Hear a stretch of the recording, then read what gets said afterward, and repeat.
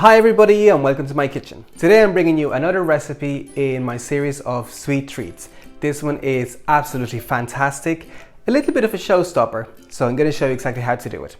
Today we're going to be making a vanilla sponge cake frosted with a delicious vanilla buttercream. With that, let's look at the ingredients that we're going to need. Flour, sugar, butter, some Greek yogurt, powdered sugar, baking powder, baking soda, eggs, milk, and a good quality vanilla extract. For a full list and a breakdown of the ingredients you're going to need for each specific component, check the description below. Today we're going to be using 6-inch pans. They are 6 inches in diameter and 2 inches in depth. I'm also going to be using these guys. They're called cake strips and they are lifesavers. They basically, you soak them in water and then you put them around your cake tin like this. And basically what they do is they help to cool down the outside of your cake tin. This means that your batter will bake more evenly and you will get an even rise as well on your cake. So if you don't have these, I recommend that you get them. They're an absolute must in my book. I'm going to dip my cake strips in water and just let them soak up for a few minutes. Also, when I make cakes, I like to prep my pans first because I don't like my batter to be sitting for too long before I get them in the oven. We're using both baking powder and baking soda today as our raising agents, so as soon as they get wet, the chemical reaction will start and it will start producing bubbles. I want to make sure that all that happens while the cakes are in the oven to give me a nice rise on my cakes. I have some cold butter from the fridge and I'm just gonna rub it inside of my cake tins. Now that my tins are buttered, I'm just gonna put about a tablespoon of flour in them and shake it about. I want the flour to stick to the butter, and then this will help me to release the cake once it's done. You don't have to fiddle around cutting rounds of baking parchment this way, and I've always had great results with it. You can dump the rest into your next tin and do the same. After a few minutes, my cake strips are totally soaked, so I'm gonna squeeze out any excess water and put them on my cake tins like this, and then they'll be ready to go. Next, I'm gonna cream my butter. You could use melted butter instead, so you could skip this step. I'm gonna put that into the bowl. My butter is at room temperature, so it's gonna help with the creaming process. And just whisk it over really quickly until it becomes kind of pale and fluffy.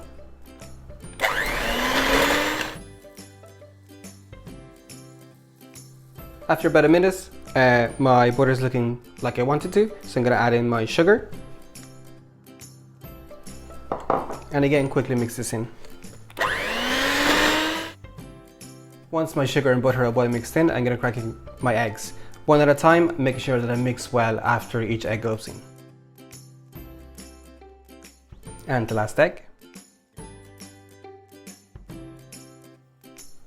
Finally, I'm going to add my vanilla extract, milk, and my yogurt.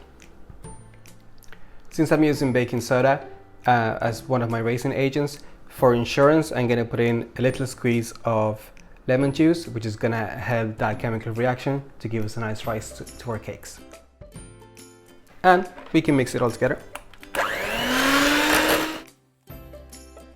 Next, I'm going to mix in my wet and my dry ingredients. This part I'm going to do by hand because I don't want to overmix my batter, which then will give me kind of like a tougher cake. I'm just going to go in with this spatula as well to make sure that there's no flour pockets stuck anywhere. My batter is ready. It looks like there's lumps and everything in it, but don't worry about it, they're going to bake away in the oven. So now what I'm going to do is divide my batter evenly into my 3 tins using a weighing scale. I've weighed my batter, which is giving me 1 kilo and 7 grams. So that gives me an idea of how much should go into each of my cake tins. depending on how accurate you were in weighing out your ingredients and also how big your eggs were, it may vary slightly, but this already helps a lot. So I need to put 333 grams of batter into each of my cake tins. Just try to spread out your batter evenly. It's really enough that it should settle on its own when just giving it a bit of a helping hand. And now we're ready for the oven. On the Miller rack at 170 degrees for about 30 minutes. Do bear in mind that because we're cooling down the tins with our cake strips, you may need to increase your baking time. But do keep an eye on them until they start coming apart from the edges of the cake tin, or when a skewer comes out completely clean. My cakes are out of the oven. You can see that they've come apart from the edges of the pan, so I'm going to go and turn them out.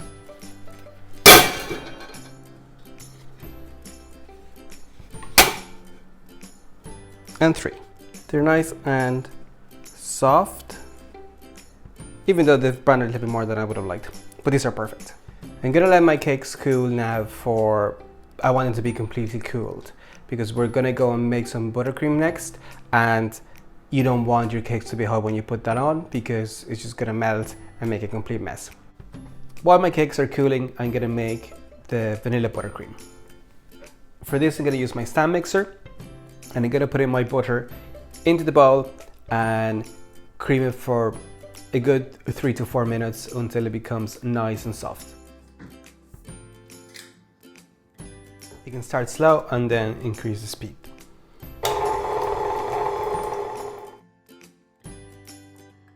Now I'm going to add in the rest of my ingredients. So the milk, a teaspoon of vanilla extract, and the powdered sugar, which I'm going to run through a sieve. My stand mixer has this cover that I'm going to use so that the powdered sugar doesn't fly out everywhere. If you don't have this, you can use a tea towel and just kind of hold it over it, but just be careful it doesn't go into the bowl. And again, start at a slow speed and then build it up.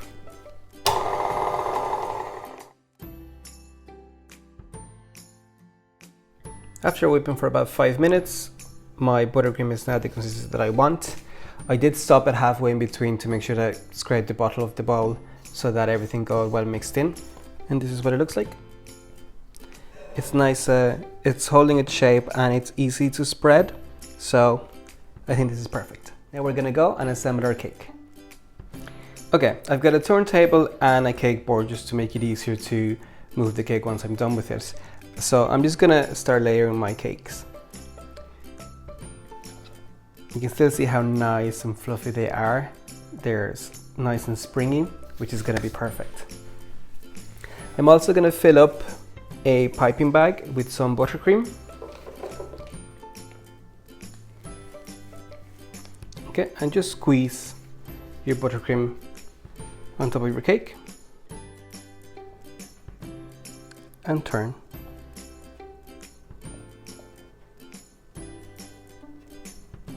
Don't go too far at the edge because we're going to put another cake layer on top now and it's going to squeeze the buttercream out and you don't want it to spill everywhere.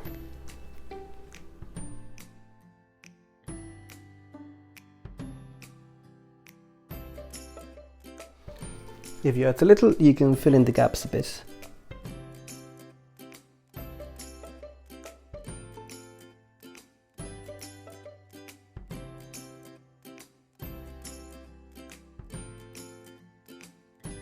I want to keep this cake quite simple, so I'm not even going to do a crumb coat or anything like that. I'm just going to pipe some buttercream along the sides and then I'm going to smooth it up and maybe give it a bit of a semi-naked look. I would recommend also that you work quickly with your buttercream and don't overfill your piping bag because the heat from your hands is going to melt the butter basically and then the consistency is going to become too runny. It's also happened to me before that sometimes my buttercream gets too soft and the cake starts wobbling to the sides. It might even fall apart on you. If you see a little movement with your cake, just pop it into the fridge for about 5 to 10 minutes and that will help to harden everything up and then it should make it easy for you to work with it. So just put a bit of buttercream on the sides.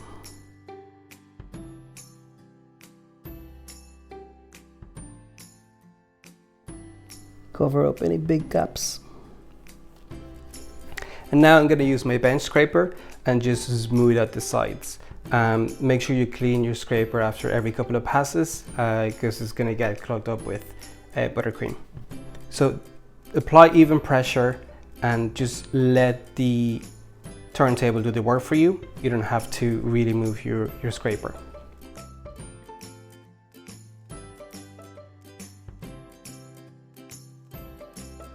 And you can use your offset spatula to fill in some of the gaps. Now we're going to do the top. You could use the piping bag again. Actually, in fact, that normally makes it easier, but I'm just going to use my spatula to put in a little bit on the top.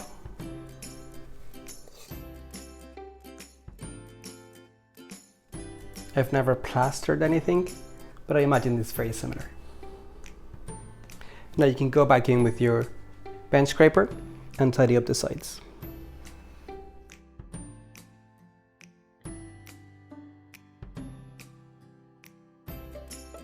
To do the top, just turn your cake and put in with your offset spatula like this.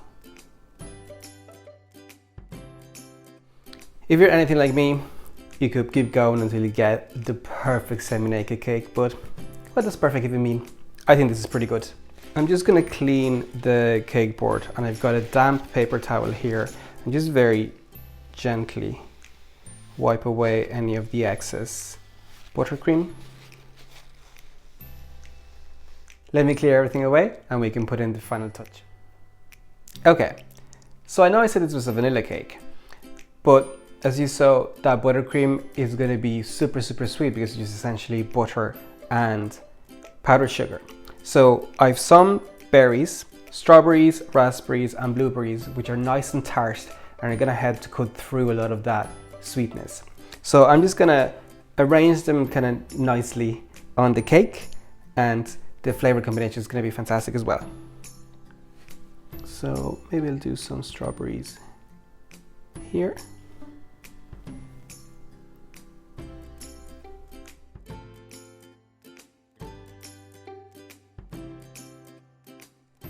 I don't consider myself to be a cake decorator or anything like that, but if I may say so myself, I think that looks pretty cool. So there it is, your perfect little masterpiece. My cake is now finished. It's almost too pretty to cut into, but I'm gonna do it for you guys. I like to make these nice little cakes with the 6-inch tins because it's a form of portion control for myself. But if you have bigger tins or you're going to be serving this for more people, you can double the recipe for an 8-inch pan or triple it for 9 inches. Let's have a look inside.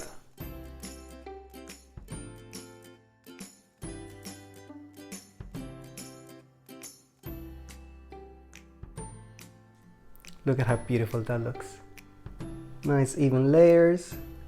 Loads of buttercream. Of course, I have to give it a taste.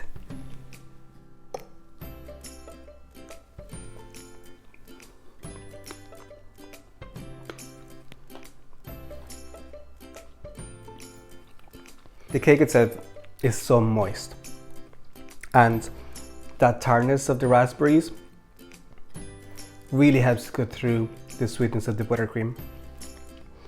It is so nice and fresh. You can also really taste the vanilla flavor that we put into the sponge cake itself and the buttercream. It's coming through so very nicely. That's it for this video. Thank you so much for watching. As you can see, it is not that complicated to make a show-stopping cake like this. It just takes a bit of time. I am by no means an expert at decorating or anything like that, so if I can produce something like this, you can do even better. If you like this video, please give it a like and comment down below what you think of it. Also, let me know if you tried this, how you get on. For more videos such as this, please make sure you're subscribed. We post videos every week. With that, I leave you and enjoy.